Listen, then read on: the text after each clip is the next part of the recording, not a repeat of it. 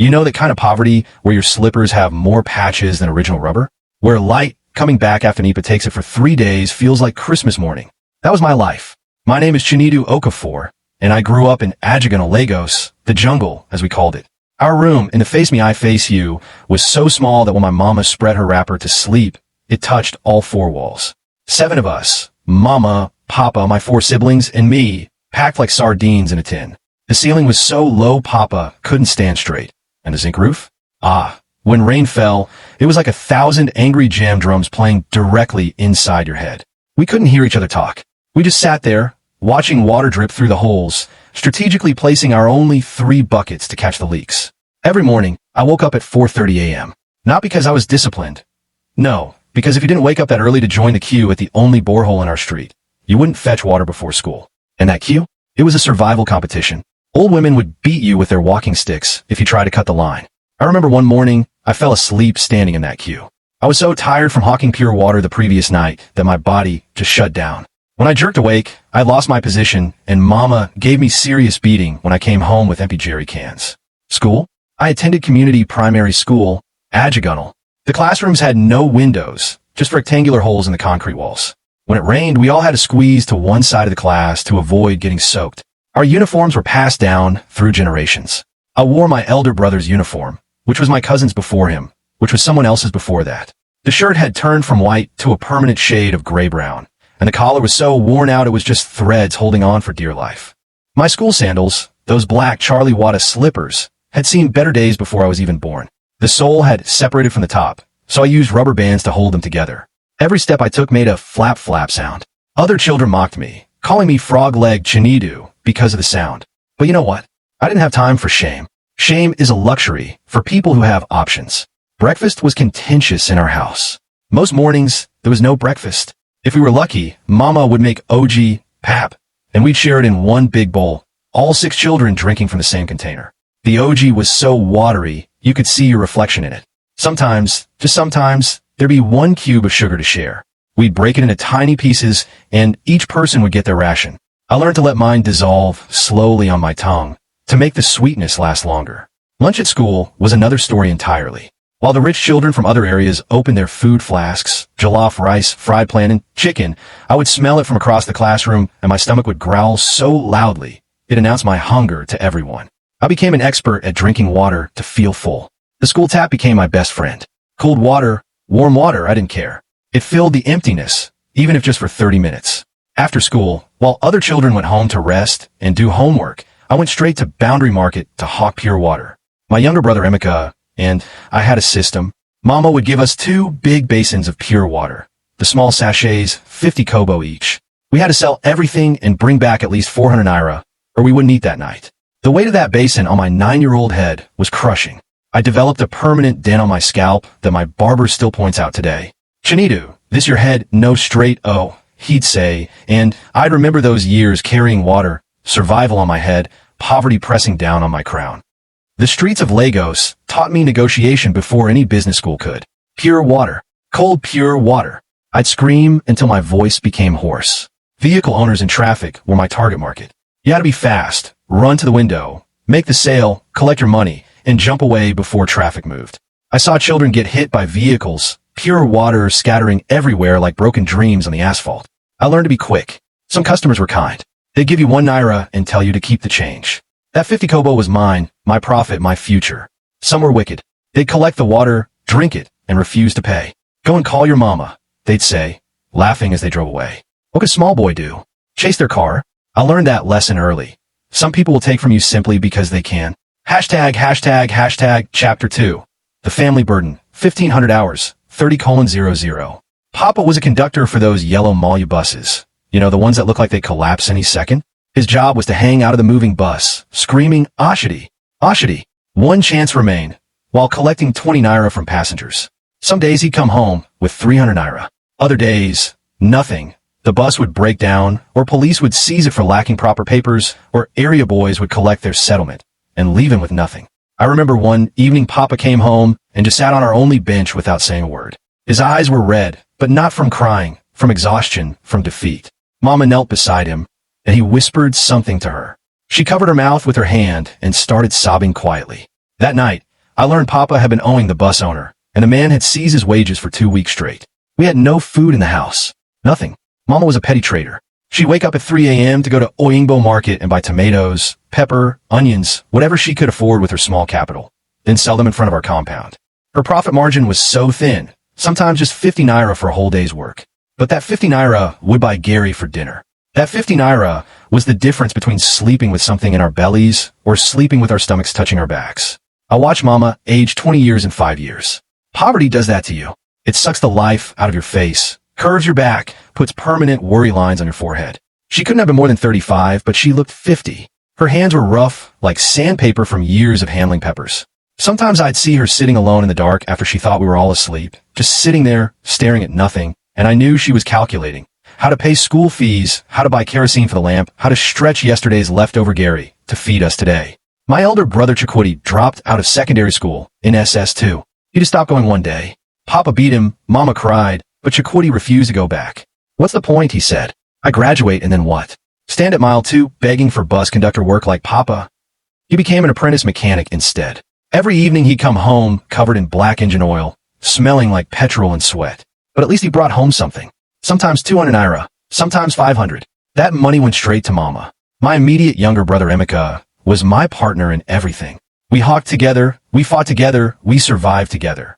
He was sharper than me, faster at mathematics, better at making sales. But he had a temper. One day, a customer slapped him for asking for payment 3 times. Emeka was only 8. That man's handprint stayed on his face for hours, red and swollen. I wanted to fight the man, but what could I do? I held Emeka as he cried, and I made a promise to myself that day. I would become successful enough that nobody would ever be able to treat my family like this again. My sisters, Adiz and Chioma, were 7 and 5. They were still too young to hawk, but they helped Mama with her trading. Sitting in the sun all day, arranging tomatoes in pyramids, chasing away flies, watching people haggle with Mama until she sold at a loss just to get rid of stock before it spoiled. I'd see them scratching mosquito bites until they bled, sitting on the bare floor because we couldn't afford a mat from Mama's trading spot. Then there was Obioma, my baby brother. He was only 2, always crying from hunger or heat or the mosquitoes that feasted on his soft skin every night. Our mosquito net had more holes than net. We couldn't afford a new one, so we just endured. Malaria was a regular visitor to our house. We treated it with local herbs and prayers because we couldn't afford the hospital. The thing about growing up in deep poverty is that it teaches you that love doesn't pay rent. Mama and Papa loved us desperately. I never doubted that. But love couldn't fill our stomachs. Love couldn't pay school fees. Love couldn't stop the landlord from banging on our door every month, threatening to throw our belongings outside if we didn't pay the 3,000 naira rent we owed for the past 4 months. I remember one night, our landlord actually carried out his threat. We came back from hawking to find our belongings. Our mat, our one pot, our bucket, Mama's trading basin, everything scattered outside in the rain. Neighbors stood watching like it was a movie. Mama knelt down in the rain, gathering our soaking belongings, crying and praying at the same time. Papa stood there, fists clenched, jaw tight, looking like he wanted to fight God himself. That night, we slept in the corridor. 6 children and 2 adults huddled together, using our wet wrappers as covering, while rain dripped through the roof onto our faces. The next day, Mama's younger brother, Uncle Obi, let us move into his one-room apartment in the same compound. 9 people in one small room meant someone was always uncomfortable. We took turns sleeping. Some would sleep from evening to midnight, then wake up and let others use the mat. I became used to sleeping while sitting against the wall, my head nodding forward every few minutes as sleep tried to claim me. But in all this suffering, something was growing inside me. It wasn't just anger or bitterness, though I had plenty of that. It was determination. Every morning when I woke up on that hard floor, every time my stomach growled during lessons, every time I saw Mama counting coins and crying because it wasn't enough, something inside me hardened into steel. I made a promise to myself. This poverty go end for my hand. I don't care how long it go take, this thing go end. I didn't know how. I didn't have a plan. I was just a small boy with oversized dreams and undersized resources. But I knew, somehow I knew, that I wouldn't remain an Ajagunal forever. If there was one thing Mama believed in religiously, it was education. Not only education fit save una, she'd say, often while stirring an empty pot, hoping for a miracle that would turn hot water into soup. Despite everything, despite the fact that we sometimes couldn't afford the 100 naira levy for school cleaning, Mama insisted we go to school. I attended government secondary school, Ajagunal, for my JSS years. The school was a massive compound with over 3,000 students, most of us from poor backgrounds. Our classrooms had no chairs. We sat on concrete blocks or stood throughout lessons. The blackboard was so faded you couldn't see the writing unless you were in the front row. I became an expert at arriving early to secure a front position. Our teachers were underpaid and often frustrated. Some were genuinely passionate about teaching, while others just came to collect their salary, when the salary even came. I remember Mr. Adeyemi, our English teacher, who wore the same brown trouser for 3 years straight. It had been mended so many times, the patches had patches. But that man could teach. He made Shakespeare come alive, made us understand that those British stories weren't so different from our own struggles. Macbeth was hungry for power the same way you people are hungry for breakfast. He'd joke, and we'd laugh, even though it was painfully true. Mathematics was my favorite subject, not because I love numbers, but because Mr. Ibrahim, our math teacher, told me something that changed my life. I was in JSS 3, 13 years old, and I had scored the highest in the class in mathematics, 98 out of 100. Mr. Ibrahim held up my script and said, "CHINEDU, Okafor, you have a gift. Don't let this environment kill it." That night, I couldn't sleep. Someone had seen something in me beyond my torn uniform and my rubber band slippers. Someone believed I had a gift. I started taking mathematics seriously, solving problems during break time while other students played football, staying back after school to ask Mr. Ibrahim for extra problems to solve. But education in our environment wasn't straightforward. Every term, there was the battle of school fees. Government school was supposed to be free, but there were levies: examination levy, textbook levy, PDA levy, sports levy, development levy. It totaled almost 5,000 naira per term. 5,000 naira might as well have been 5 million in our house. Every term, without fail, I'd be sent home for school fees. The humiliation of it never got easier. The teacher would call out names during assembly. The following students should go home and bring their school fees before they're allowed back to class. My name was always on that list. I'd walk out of the school compound, carrying my torn school bag, trying to walk fast so people wouldn't see the shame written all over my face. Going home to report I'd been sent home was another trauma entirely. Mama would just look at me with those tired eyes and say, "Go back tomorrow. Tell them, say we go pay." But tomorrow would come and there'd be no money. So I'd stay home, missing lessons, falling behind, while Mama ran around borrowing from neighbors, begging from relatives, doing anything to cobble together that school fees. In JSS 3, things got really bad. The family's financial situation deteriorated so badly that for 3 months straight, I didn't attend school. I spent those months hawking full-time, trying to raise money for my own school fees. I sold pure water in the morning, roasted corn in the afternoon, and helped at a local mechanic workshop in the evening. I saved every kobo I could, hiding the money in a hole I dug under our mat, so my siblings wouldn't find it. One day, I counted my savings. I had 2,300 naira. I was so proud of myself. I ran to Mama and gave her the money. "For my school fees," I said, grinning. She collected it, tears rolling down her face, and hugged me so tight I could feel her heart beating against my chest. "Chi-Chi," she whispered. That was her nickname for me. "You're still a child. This is not your responsibility. But I want to go back to school, Mama. I want to learn." With that money and some extra she borrowed from Uncle Obi, I went back to school. But I had missed so much. The other students were preparing for their junior WAC while I was still struggling with topics from 2 terms ago. Mr. Ibrahim noticed my struggle and did something that still makes me emotional today. He offered to teach me for free during his lunch breaks. For 3 months, during his lunch period, instead of eating or resting, Mr. Ibrahim taught me. He'd share his lunch with me too, sometimes just bread and groundnuts, but it was the gesture that mattered. "Your future is more important than my comfort," he'd say. I cried the day he said that. A man who barely had anything, giving his time and food to a student who couldn't even pay proper school fees. I passed my junior WAC with distinction in mathematics and 5 credits overall. The day the results came out, Mr. Ibrahim called me aside and said, "You see, poverty is just your starting point, not your destination. You're going places, CHINEDU." Senior secondary school was a different level of struggle entirely. By now, I was 16, and the weight of family responsibility sat heavier on my shoulders. Chikuti's mechanic apprenticeship wasn't bringing in much money. Papa's conductor job was inconsistent. Mama's trading was barely breaking even. I knew that if I wanted to finish secondary school, I had to find a way to fund it myself. I started multiple hustles. In the morning before school, I'd help at a local bread bakery, packing loaves from 4 a.m. to 6:30 a.m. They'd pay me 300 naira a week and give me leftover bread to take home. That bread was breakfast for my entire family for the week. During lunch break at school, instead of playing football or gisting with friends, I'd leave the school compound and head to the nearby market to help traders offload goods from trucks. It was hard, back-breaking labor, carrying heavy sacks of rice, beans, Gary, but they'd pay me 50 naira per truck. Some days I'd offload 3 trucks and make 150 naira.